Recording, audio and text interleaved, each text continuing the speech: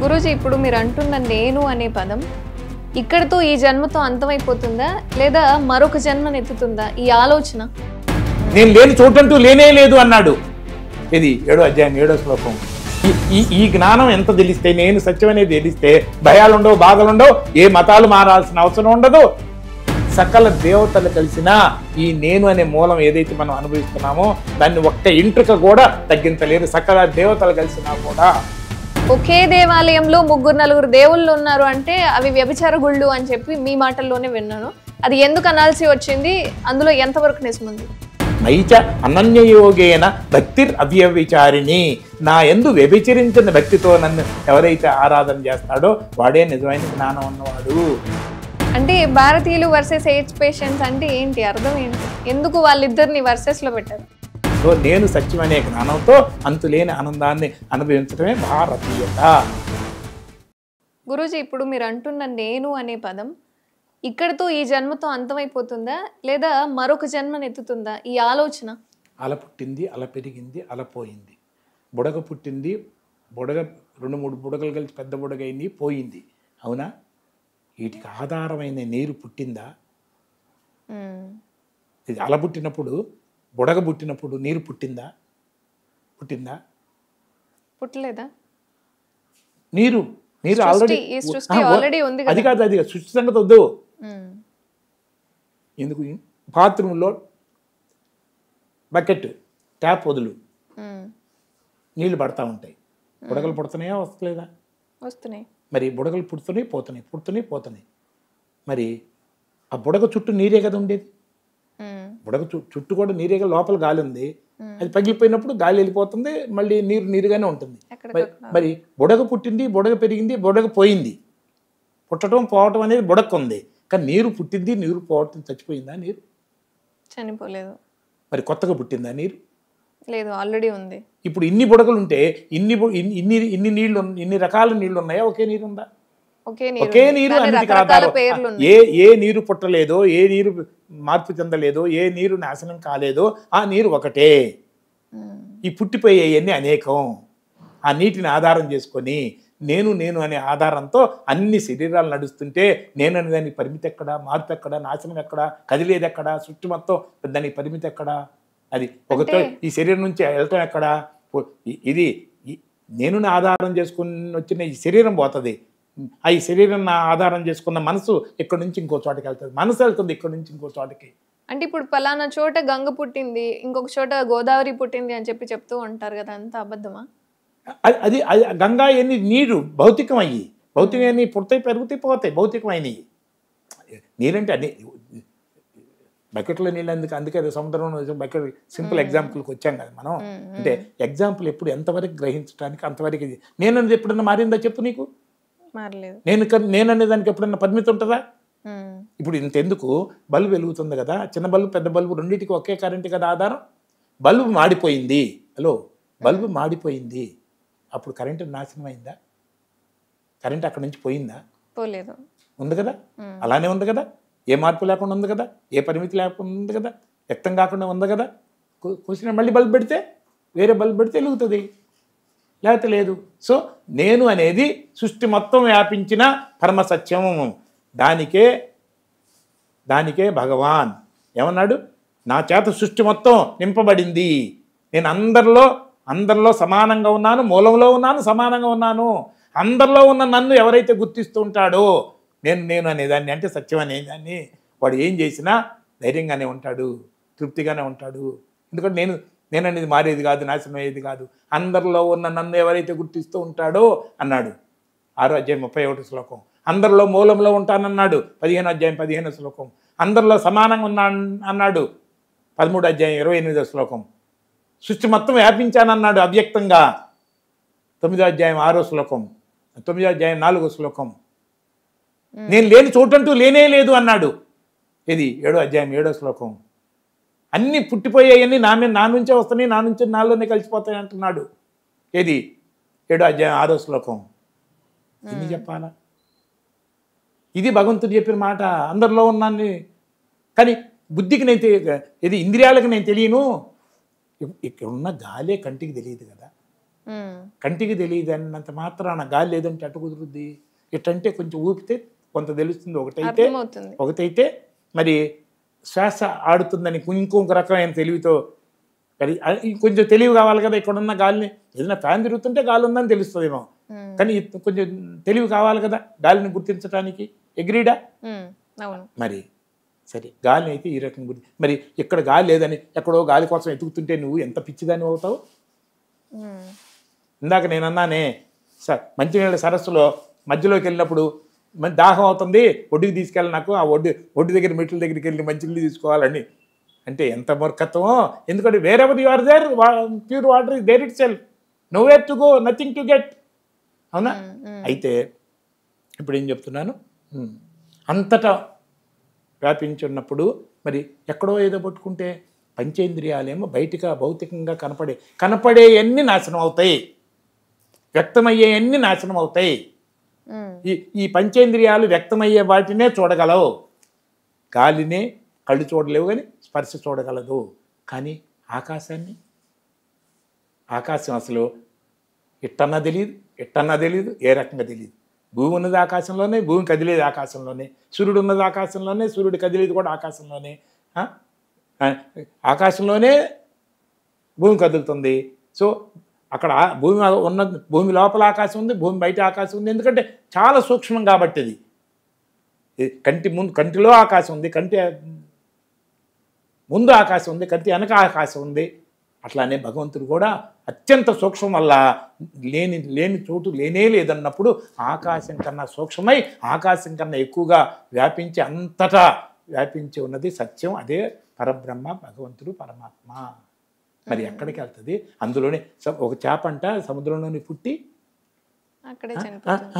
సముద్రం కోసం వెతుకుతుందంట.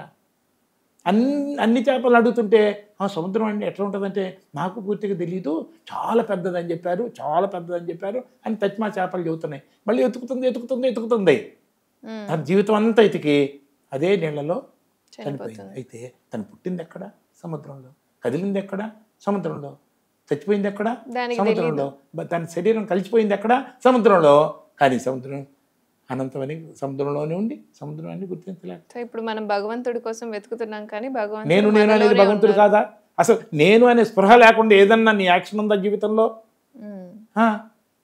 మనం ఎంతసేపు కళ్ళకు కనపడేది చూస్తున్నాం కానీ వీటన్నిటికీ ఏదైతే వ్యక్తం కాదో అదే నాశనం కాదు.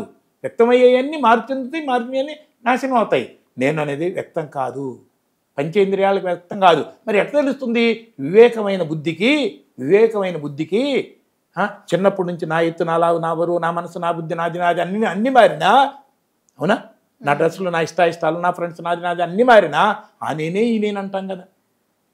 ఎత్తు కాదు, ఆ లావు ఈ లావు కాదు, ఆ మనసు ఈ మనసు కాదు, ఆ బుద్ధి కాదు. ఇప్పుడు కూడా శరీరంలో ఎన్నో కణాలు చచ్చిపోతున్నాయి, కొత్త కణాలు పుడుతున్నాయి, ఇన్ని రకాల మార్పులు జరుగుతున్నాయి.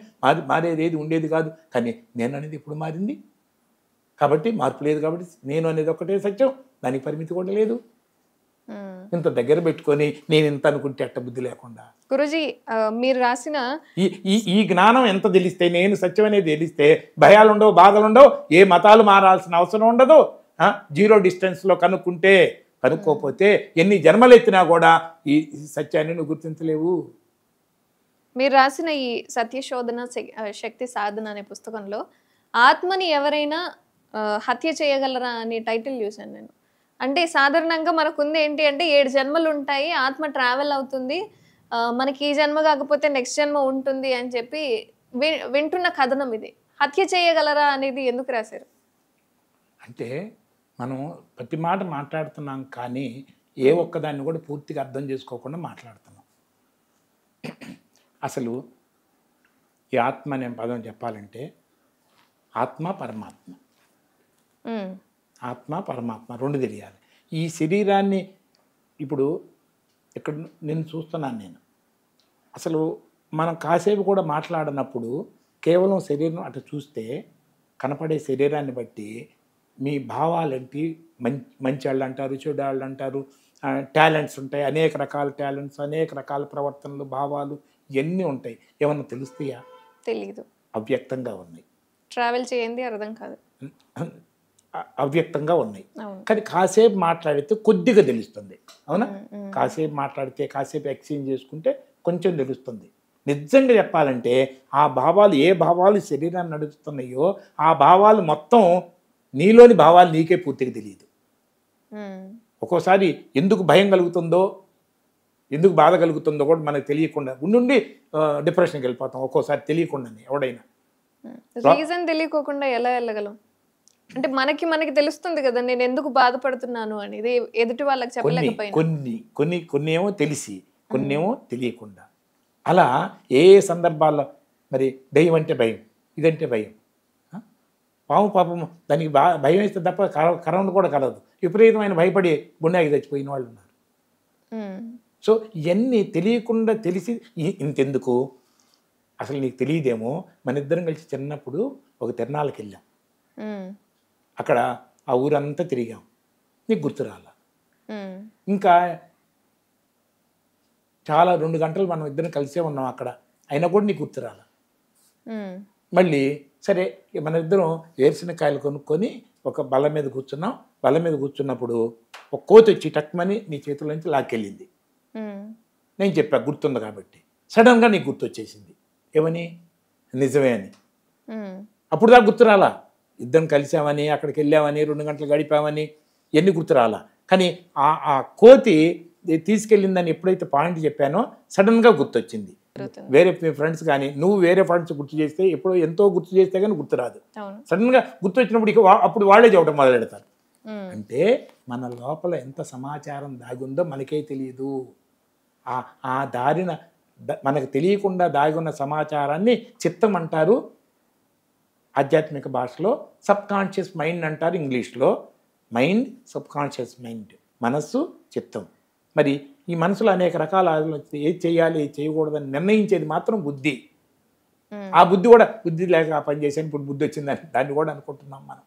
మరి ఇన్ని రకాలుంటే ఈ శరీరాన్ని ఇవన్నీ నార్మల్గా వ్యక్తం కాకనే ఉండి ఈ శరీరాన్ని నడిపిస్తున్నది. కాబట్టి ఈ శరీరాన్ని నడకకి మూలం అంటే ఆత్మ. శరీరానికి మూలం జీవాత్మ. ఈ ప్రాణంతో ఉన్న ఈ శరీరాన్ని వాడుకునే మూలం కాబట్టి జీవాత్మ అనాలి దీన్ని. కానీ ఈ జీవాత్మ అంటే ఈ భావాలు ప్రతి ఒక్కరికి వేరువేరుగా ఉంటాయి మళ్ళీ. అవునా?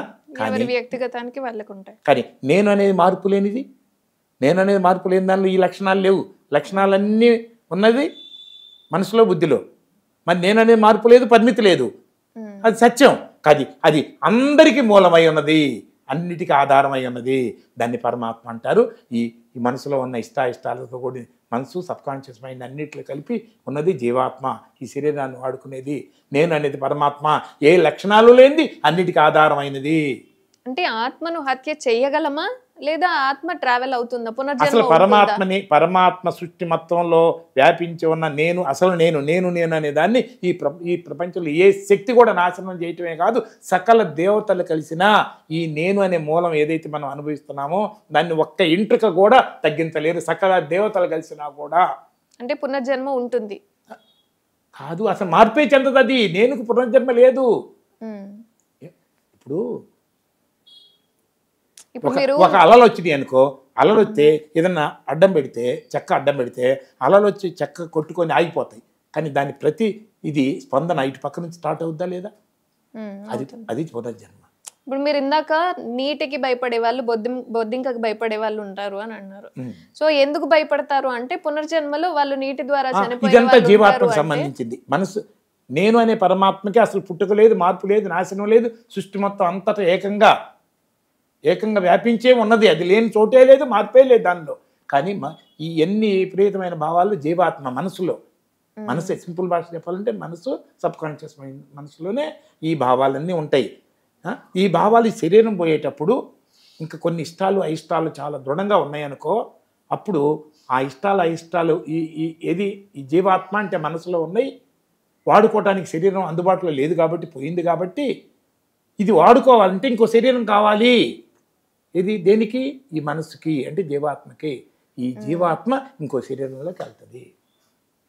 అంటే మనసులో ఉన్న ఇష్టాలే, నేను కాదు. నేను అంది ఇక్కడ ఆనేనే, అక్కడ ఆనేనే. ఈ శరీరానికి ఆనేనే ఆధారం, ఆ పరమాత్మే. అక్కడ శరీరానికి అదే పరమాత్మ ఆధారం. పరమాత్మ ఒక్కటే. జీవాత్మలు అంటే మనసులు అనేకం. ఈ మనసు ఇంకొక శరీరం కావాలి కాబట్టి వెళ్తుంది. అంటే గురూజీ నాకు ఒక చిన్న సందేహం. లైక్ ఇప్పుడు భగవంతుడు దేవుడు వేరు అని అంటున్నారు. దేవుళ్ళు అనేకం. అదే దేవుళ్ళు అనేకం. భగవంతుడు వేరు దేవుడు వేరు అని ఒక మాట, అలాగే దేవుళ్ళు అనేకం అనేది ఒక మాట. ఈ దేవుళ్ళు ఇంతమంది ఎందుకుంటారు అని చెప్పి ఈ అనుమానాలు అనేవి చాలానే ఉన్నాయి. సో ఈ కన్ఫ్యూజన్స్ వల్లనే హిందువులు వేరే మతస్థులుగా మారే అవకాశాలు ఉన్నాయి కదా, కాదంటారా? అసలు ఇన్ని రకాల దేవుళ్ళు ఎందుకు వచ్చారంటే, నువ్వు ఏదన్నా కొత్త చేద్దాం అనుకున్నప్పుడు ఇంతెందుకు, ఇంట్లోనే వంట ఈరోజు కొంచెం బాగా చేయాలి, తెచ్చిన వాళ్ళకన్నా డిఫరెంట్గా చేయాలి, కొత్తగా చేయాలి అని నువ్వు చేస్తున్నప్పుడు సొంత ఆలోచన చేస్తావు కదా. ఆ సొంత ఆలోచన చేస్తే కొంత ఆలోచన కూడా క్రియేట్ అవుతుంది కదా. Then your role is that of Brahma. సృష్టి new you are trying to create. అప్పుడు తెలివి కూడా పెరుగుతుంది, సరస్వతిని అంటే వస్తుంది. సో అలాంటి కొత్తది ప్రయత్నం చేసేటప్పుడు నీ మనసులో ఉన్న పాత్ర క్రియేషన్, బ్రహ్మ. సో ఉన్నదాన్ని ఇల్లు జాగ్రత్తగా చూసుకోవాలి అని జాగ్రత్తగా చూసుకొని, ఎక్కడన్నా కొంచెం రిపేర్ వస్తే సరి చేసుకునే ఆ బాధ్యత ఏదైతే ఉంటుందో అది విష్ణువు. దానికి కొంచెం డబ్బులు కూడా కావాలి కాబట్టి సరస్వతి తోడుంటుంది. అంటే నువ్వు ఏది మెయింటైన్ చేయాలని జాగ్రత్త పడినా కూడా దానికి కావాల్సిన సదుపాయాలు ఏర్పరచుకుంటాం ఆటోమేటిక్గా. తర్వాత కొన్ని పనికిరాని వస్తువులు ఇంట్లో ఉంటాయే, అందులో దానికి అటాచ్మెంట్ కూడా ఉంటుంది. మనం వాడుకున్నాము కానీ పనికిరాదు ఇప్పుడు. అన్ని పెట్టుకుంటే కొత్తవి పెట్టుకోవడానికి అవకాశం ఉండదు. కానీ ఎట్లయినా డబ్బులు పెట్టి కొన్నాం కదా, పడేయాలనిపించదు, కొంచెం బాధగా ఉంటుంది. దానికి బలమైన నిర్ణయం కావాలి. సో అంటే తొలగించాలనే ఆలోచనే ఈ శివుడు. దానికి శక్తి కావాలి కదా, కొంచెం దృఢమైన నిశ్చయం కావాలి కాబట్టి శక్తి అనే రూపంలో పార్వతి. సో ఈ ప్రతి దేవుళ్ళు కూడా మనలో ఉన్న రకరకాల భావాలకి నేను నాట్యం నేర్చుకుందాం అనుకుంటున్నాను. నాట్యం నేర్చుకుందామంటే నాకే ఇందాక చెప్పాను కదా ఎగ్జాంపుల్, నాకేం భయం వేస్తుంది. ఇది వాళ్ళందరూ అంతంత లెవెల్లో ఉన్నారు, నాకు వస్తుందా, నాకు వస్తుందా, నేను పాస్ అవుతా, నా ఎగ్జామ్ నా వల్ల కాదు, టెన్షన్ పడుతుంటే ఉన్నది కూడా వచ్చింది కూడా పోతుంది. సరస్వతిని పూజ చేయ నీకు వస్తుందంటే సరస్వతి అక్కడ లేదు, నిజంగా లోపలే ఉంది. కానీ నీకు తెలియదుగా, ముందంటే నా అర్థం కావట్లేదుగా. నువ్వు సరస్వతిని పూజ చేయి, ఆమె నీకు వరం ఇస్తుంది, ఆమె నీకు జ్ఞానాన్ని ఇస్తుంది, నీకు ఏదైనా మెమరీ పవర్ పెంచుద్ది అంటే ఆ నమ్మకంతో. అంతే పైన ఇటు నమ్మకం ఉంటే, ఇంత నమ్మకం వస్తే కొంచెం పూజ వ్యవహారం ఎక్కువ చేస్తే ఇంకా నమ్మకం పెరుగుద్ది. ఎంత నమ్మకం పెరిగితే అంత ధైర్యం పెరుగుతుంది. ఎంత ధైర్యం పెరిగితే అంత ప్రశాంతత, ఏకాగ్రత, జ్ఞాపక శక్తి, సృజనాత్మక అన్నీ. అప్పుడు నువ్వు చక్కగా మనసు పెట్టి చదువుతావు. ఆటోమేటిక్గా ఎక్కడి నుంచి వచ్చింది జ్ఞానం?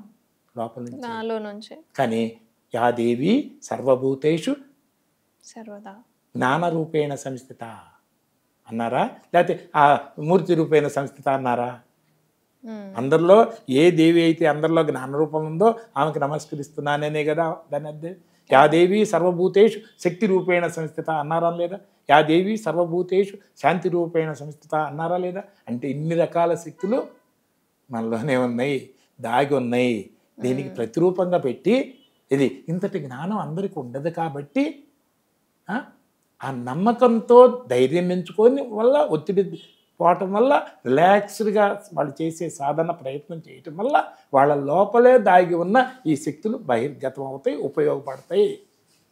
ఇందుకోసం పెట్టిందే. అంటే కేవలం నాకు ఇంకొక సందేహం ఏంటి అంటే, వేరే మతస్థులు నమ్మే దేవుళ్ళు కూడా మనుషులే.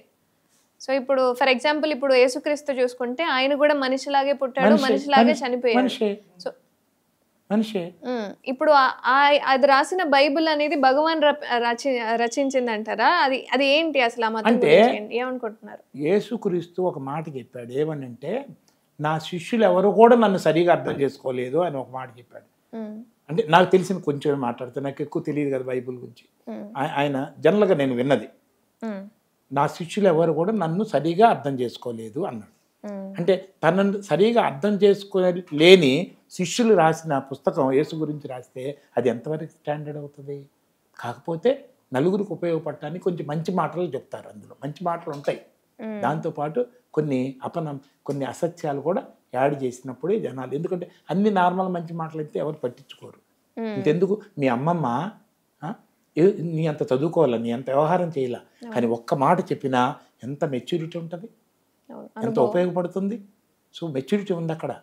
సో అంటే అలాంటి మంచి మాటలు, అంటే మన అమ్మమ్మ ఏమి చదువుకొని మన అమ్మమ్మ ఎలాంటి మంచి మాటలు చెప్పగలదో అలాంటి మంచి మాటలు కొన్ని బైబిల్లోనూ ఉంటాయి, అన్ని పుస్తకాల్లో, స్పిరిచువల్ పుస్తకాలు. నలుగురు ఉపయోగపడాలి కదా, మంచి మాటలు ఉంటాయి. కానీ జ్ఞానాన్ని అందించేది ఎంతవరకు ఉందంటే, జ్ఞానాన్ని అందించేది అక్కడ లేదు. ఒక అసత్యాన్ని, ఇది మెరికల్ జరిగిందంటేనే కదా జనాలు అట్రాక్ట్ అయ్యేది. అందుకని అసత్యాలు కలిపి పుట్టుకేమో కన్నికే పుట్టారనేది ఒక అసత్యం అయితే, శరీరంతో వెళ్ళిపోయాడనేది ఇంకొక సత్యం.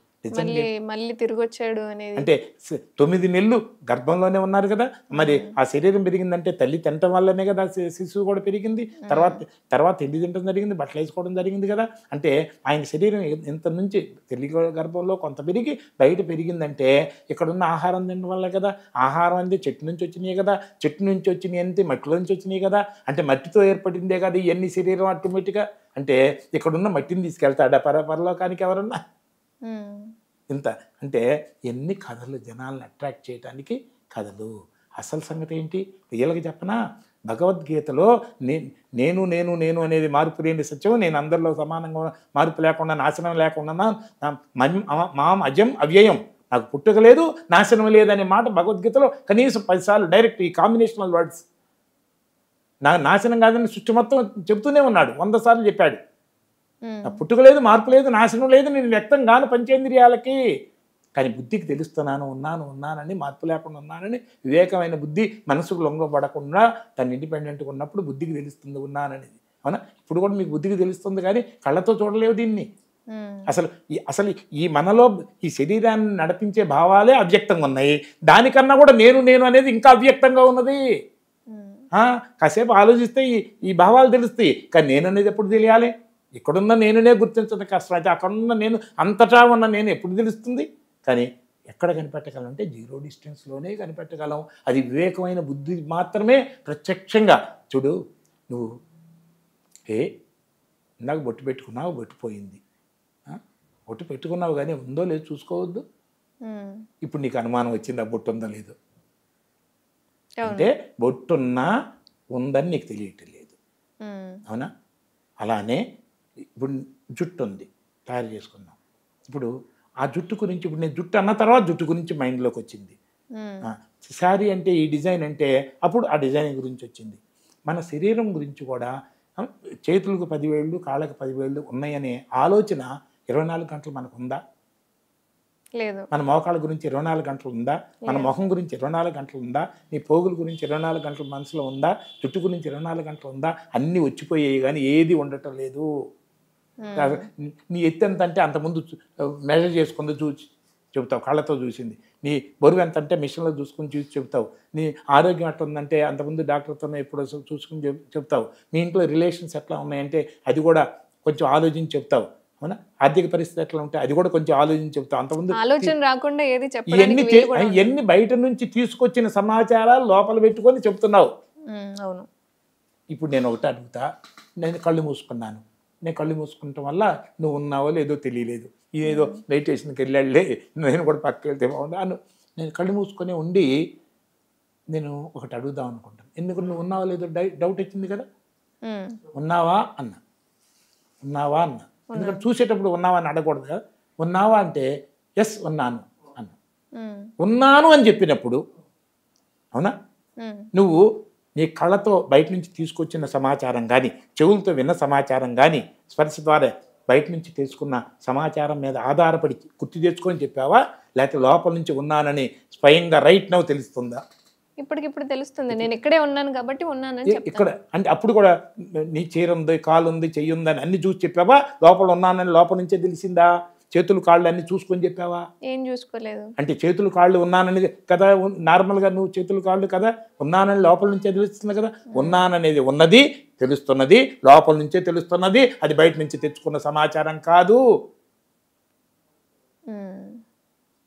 బుద్ధి గ్రాహ్యం. నేను ఉన్నానని తెలుస్తుంది, అది బుద్ధికి తెలుస్తుంది. కళ్ళు చూడలేవు నేనుని.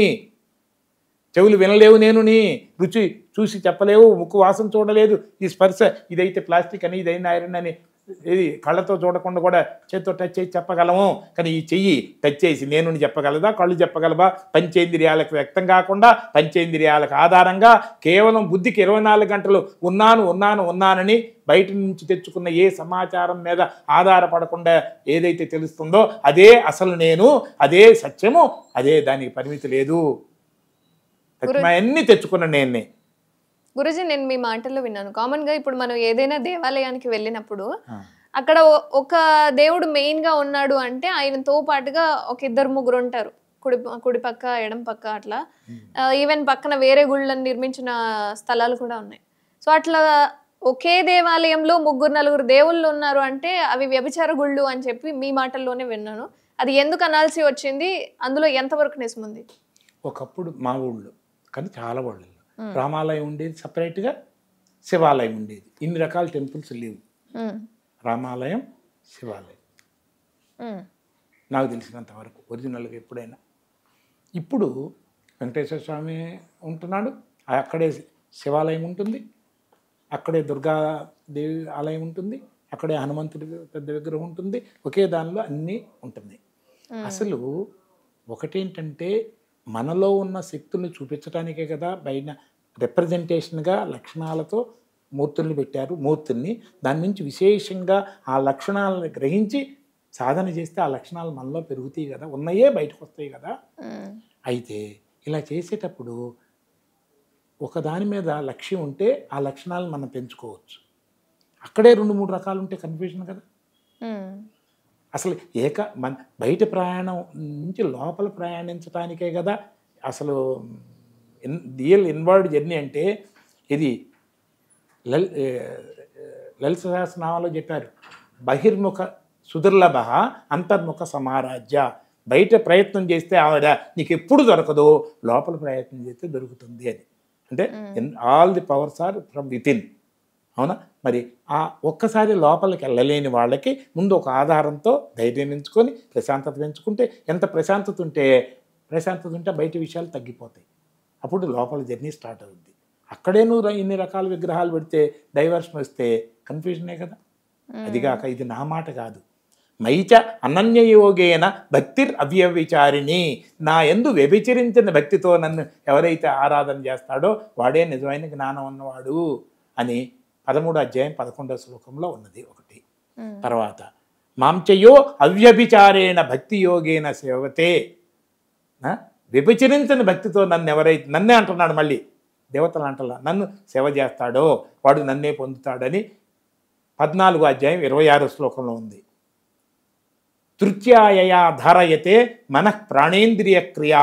మనసుని, ప్రాణాన్ని, ఇంద్రియాలని ఇది పట్టుదలతో ఎట్లా దృత్యాయయా ధారయతే మనః ప్రాణేంద్రియ క్రియా యోగేన, యోగ సాధనలో అవ్యభిచారేణ. ఇటు నంబర్ ఆఫ్ విషయాలకు వెళ్ళండి. ధృతిస్సాపార్థ సాత్వికి. నిజమైన పట్టుదల ఏంటంటే ఒకే దాని లక్ష్యం మీద పెట్టుకున్నదే ఇది, కానీ అనేక పెట్టుకుంది అది సరైన పట్టుదల కాదు అని 3 చోట్ల వ్యభిచరించని అనే మాట డైరెక్ట్గా వాడితే, అనన్యేనైవ యోగేన అన్నా కూడా అది వ్యభిచారమే. ఇతర విషయాల జోలికి వెళ్లకుండా అనన్యాశ్చింతయంతో మాం, అది కూడా నిజంగా చెప్పాలంటే అవ్యభిచారం కదా, ఈక్వలెంట్ వర్డే. అంటే గుడికి వెళ్ళి వేరే ఆలోచనలు ఏది చేసినా సరే అది అలా ఆ కోవకే వస్తుంది. మనసు డిస్టర్బ్ అయ్యేది ఏది అటుకి వెళ్ళకూడదు. మనసు ఇన్వర్డ్ జర్నీకి వెళ్ళేటట్టు ఉండాలి. తర్వాత ఆ దేవుడు నీలో ఉన్నాడని చెప్పాలి. వాళ్ళు చూడటం లేదు కదా. అసలు వినాయకుడు ఏంటి, వినాయకుడు పూజ చేసినప్పుడు ఇల్లు ఏది మొదలెడతారు కదా మన వాళ్ళు.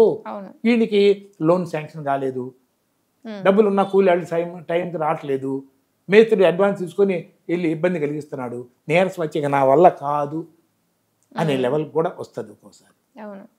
కానీ ఇంతలో వాళ్ళ భార్య అంది, ఏమండి లోన్ రాలేదు, 4 రోజులు ప్రయత్నం చేయండి, వినాయకుడు పూజ చేసుకున్నాం కదా, ఆయన ఉన్నాడు కదా చూసుకోవటానికి, మీరు ఎందుకు వరి అవుతారు, వాళ్ళకైతే రేపు అవుద్ది, మన ప్రయత్నం చేయటమే కదా. అంటే వినాయకుడిని పూజ చేసాము, ఆయన చూసుకుంటాడు కదా అని ఒక ధైర్యము, అడ్డంకులు మామూలే కదా, ఆయన చూసుకుంటాడు కదా, నీ ప్రయత్నం ఒకటే కదా నీ చేతిలో ఉంది అని లాభం కలిగిందా కలగలేదా?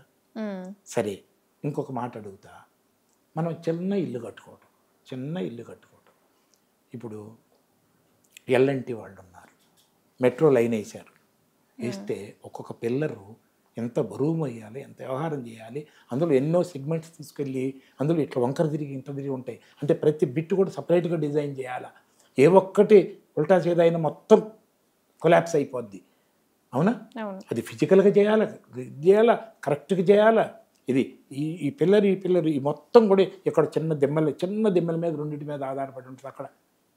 ఇవన్నీ కూడా చైన్లాగా ఉంటాయి. ఇవన్నీ అంటే ఎంత జాగ్రత్తగా ఎంత ఇది చేస్తే వాళ్ళు డిసప్పాయింట్ అవుతున్నారు. ఇట్లా ఇల్లు కట్టి మనమేమో డిసప్పాయింట్ అవుతుంటే కొంచెం ఎదురు దెబ్బ తగ్గండి అంటే వాళ్ళు అందులో నాస్తికులు కూడా ఉంటారుగా. అంటే ఈ ఎల్ఎన్టీలో పనిచేసే వాళ్ళు, లేకపోతే పెద్ద పెద్ద విమానాలు తయారు చేసేవాళ్ళు, అవునా, పెద్ద 7,000 మంది ప్రయాణం చేసే క్రూయిజ్ షిప్లు తయారు చేసేవాళ్ళు, ఎక్కడైనా చిన్న ఇది మిస్టేక్ అయితే మొత్తం కొలాప్స్ కదా. అలాంటప్పుడు ప్రతి వాళ్ళు ఎంత దృఢమైన చిత్తంతో, ఎంత కాన్సన్ట్రేషన్తో, ఎంత డిసప్పాయింట్ అవ్వకుండా చేయాలి కదా. ఇందులో వేరే రకరకాల మతాల వాళ్ళు ఉంటారు, దేవుణ్ణి నమ్మని వాళ్ళు ఉంటారు. కానీ దేవుణ్ణి నమ్మని వాళ్ళు కూడా ఇలాంటి ఘనకార్యాలు గొప్ప పనులు చేస్తున్నారు కదా. కానీ ఎట్లా చేస్తున్నారు?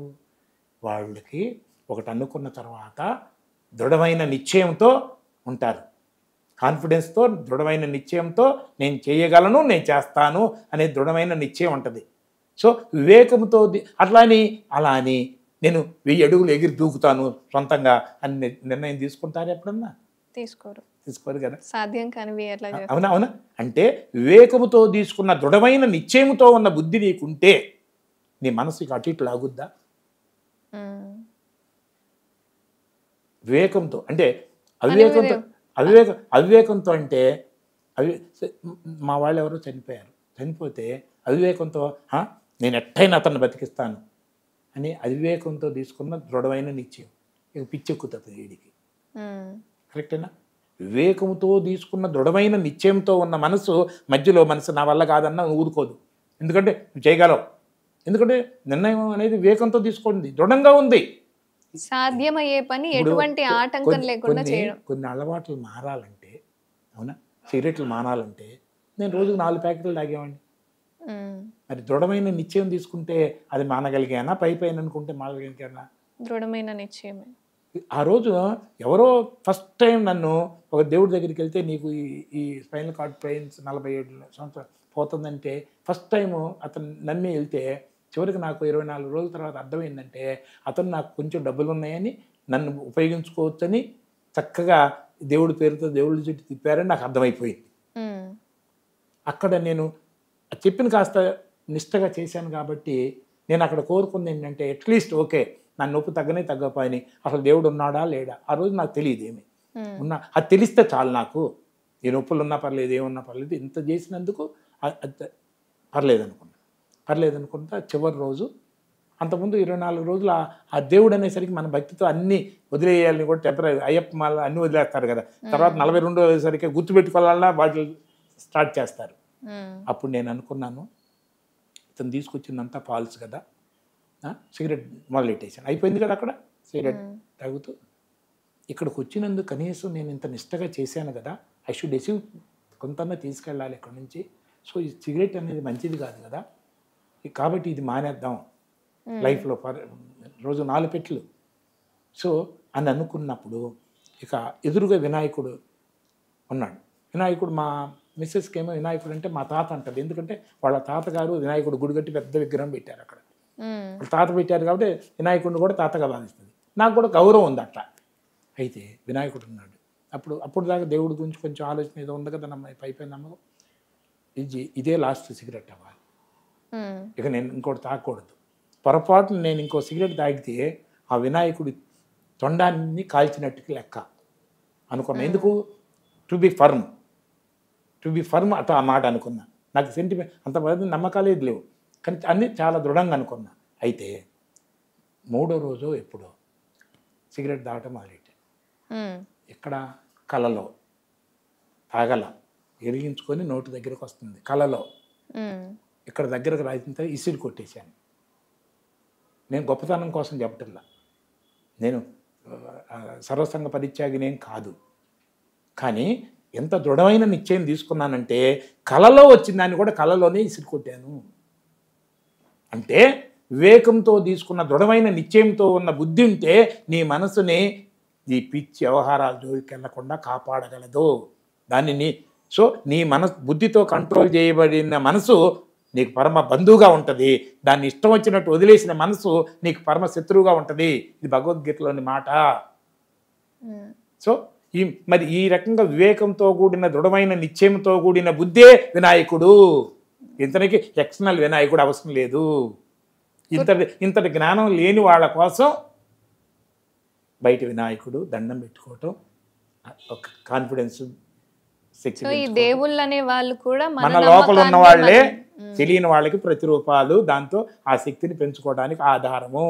ఎస్, నేను ఒకటి కూడా ఒప్పుకుంటా, మనలో ఏ ఒక్కళ్ళు కూడా పరిపూర్ణమైన జ్ఞానం ఉన్నవాళ్ళు కాదు. అందరికీ ఎంతో కొంత అజ్ఞానం ఉంది. అజ్ఞానంతో ఏర్పరచుకున్న బాధలు, భయాలు ఉన్నాయి. కాబట్టి అజ్ఞానం ఉన్నంత వరకు ఈ బాహ్యంగా ఏర్పరచుకున్న దేవతా మూర్తులు విశేషంగా గ్రహించి మన బుద్ధిని సవరించుకొని మనం ఉద్ధరించుకోవటానికి కోసం ఆ దేవతా మూర్తులు, విగ్రహాలు కాదు, విశేషంగా గ్రహించాల్సింది మనం. మూర్తి గ్రహించదు.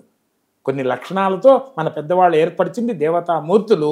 దాని నుంచి ఆ లక్షణాలను విశేషంగా గ్రహించి బుద్ధిని సవరించుకొని ఆ బుద్ధితో ప్రవర్తింపజేసి మనసును కంట్రోల్ చేయాల్సింది మనం. విశేషంగా గ్రహించాల్సింది మనం. శక్తిని పెంచుకోవాల్సింది మనం. సో విశేషమైన గ్రాహ్యం అంటే విగ్రహం మనలో ఉండాలి. అక్కడ లక్షణాలతో ఉన్న మూర్తి మాత్రమే. దాంతో సాధన చేసినప్పుడు సర్వశక్తులు మనం అసలు ఇంతటి తెలిసిన భగవద్గీత ఇంత చక్కగా తెలిసిన తర్వాత ఏ ఒక్కళ్ళు కూడా బలహీనంగా ఉండరు. కనీసం భయాలు, బాధలు ట్రెమెండస్గా తగ్గిపోతాయి. తగ్గిపోయినప్పుడు ఇంకా అటు ఇటు ఇది ధైర్యం కోసం, మనశ్శాంతి కోసం అటు ఇటు చూడాల్సిన అవసరమే ఉండదు. తెలియక అజ్ఞానంతో కొట్టుకుపోతూ ఏది వ్యభిచారం, ఏది దేవుళ్ళు మార్చడం కూడా వ్యభిచారమే. ఇంతెందుకు ఒక్క మాట చెబుతా, యేసుక్రీస్తు గురించి ఒక్క మాట చెప్తా. ఆయన ఏమన్నాడు? నేనే సత్యం అన్నాడు. చర్చి మీద కూడా రాసి ఉంటుంది. అంతకుముందే భగవద్గీత ఉంది కదా. అంతకుముందు కనీసం 3000 సంవత్సరాల క్రితం భగవద్గీత ఉంది. మరి యేసుక్రీస్తు లాంటి వాళ్ళు అన్ని దేశాల్లో కూడా తిరిగారు. భారతదేశం కూడా వచ్చి వెళ్ళారు అన్నారు. అన్నీ తెలుసుకొని వెళ్ళాడు. ఆయన కూడా భగవద్గీత కూడా తెలిసి ఉంటుంది కదా. కొన్ని మహాత్ములే కదా, వీళ్ళందరూ గొప్పవాళ్లే కదా. ఆయన ఏం చెప్పాడు? నేనే సత్యం అన్నాడు. వీళ్ళందరూ అనుకున్నారు యేసుక్రీస్తు శరీరమే సత్యం అనుకుంటున్నారు. యేసుక్రీస్తు శరీరం పుట్టింది, పెరిగింది, మార్పు చెందింది, మట్టితో ఏర్పడింది, మట్టిలో కలిసిపోయింది. ఎటు సత్యం అవుతుంది అది మార్పు చెందేది? కానీ ఆయన ఉద్దేశం ఏంటో తెలుసా? ఒక్కటే మాట చెప్తా. ఇది ఆయనకున్న భగవద్గీత బేస్డ్ భారతదేశంలోకి వచ్చి జ్ఞానాన్ని తెలుసుకొచ్చిన బేస్తో ఆయన ఏమర్థం చేసుకున్నాడంటే, ఒక ఆయన యేసుక్రీస్తు దగ్గరికి వచ్చి కాళ్ళు పట్టుకొని, నా కొడుకులు చచ్చిపోయారు, నా భార్య నన్ను వదిలేసింది, నాకేం రోగం వచ్చింది, నేను ఏమైపోతాను నన్ను ఎట్టైనా కాపాడండి అంటే, అప్పుడు యేసుక్రీస్తు చెప్పిన మాట ఏంటంటే, నేను ఊహించి చెప్తున్నా ఇది. అరే పిచ్చోడా, నాది నావి అనేది ఏది సత్యాలు కాదు. నాది నావి అనేది ఏది సత్యాలు కాదు. అన్నీ వచ్చిపోయాయే. కానీ గుర్తుపెట్టుకో, ఏ నేను ముఖ్యమని నువ్వు అనుకుంటున్నావో ఆ నేను అనేది ఒక్కటే సత్యం. గుర్తుపెట్టుకో, నేనే సత్యం. ఆయన అన్నారని మీరెలా ఊహించి చెప్తారు? ఇంతకన్నా నేను సత్యం అని ఆయన పేరుతో పెట్టారు కదా. మరి ఆయన కూడా గొప్ప వ్యక్తే కదా. గొప్ప వ్యక్తి పర్సనల్ గా ఆయన్ని నేను సత్యం అన్నది కాదు. నేను సత్యం కాదు, నేనే సత్యం అనేది గుర్తించుకో. ఇప్పుడు కూడా మనలో నేను అనేదే సత్యం, నాదనేది ఏది సత్యం కాదు. నేననేదే పరమాత్మ, నేననేదే పరబ్రహ్మ, నేననేదే భగవంతుడు. కానీ ఆ నేనుకి పరిమితి లేదు, ఈ శరీరానికి పరిమితి. అందరిలో ఉన్న ఒకటే నేను. కానీ అందరి మనసులో అందరి బుద్ధులు ప్రత్యక్షంగా 24 గంటలు ప్రత్యక్షంగా అనుభవిస్తున్నా. ఉన్నాను తెలుస్తూనే ఉందిగా. కళ్ళు అవసరం లేదు, ఏమవసరం లేదు. పంచేంద్రియాలకు తెలియకుండా పంచేంద్రియాల ఆధారంగా 24 గంటలు మన లోపల నుంచి స్పృహలో ఉన్నాను స్పృహ ఏదైతే మార్పు లేకుండా ఉందో, ఏ లక్షణాలు లేకుండా ఉందో అదే సత్యం, అదే భగవంతుడు. అండ్ మీరు రాసిన ఈ పుస్తకంలోనే భారతీయులు వర్సెస్ ఎయిడ్స్ పేషెంట్స్ అని చెప్పి రాశారు ఒక ట్యాగ్లైన్. అంటే భారతీయులు వర్సెస్ ఎయిడ్స్ పేషెంట్స్ అంటే ఏంటి, అర్థం ఏంటి? ఎందుకు వాళ్ళిద్దరిని వర్సెస్లో పెట్టారు?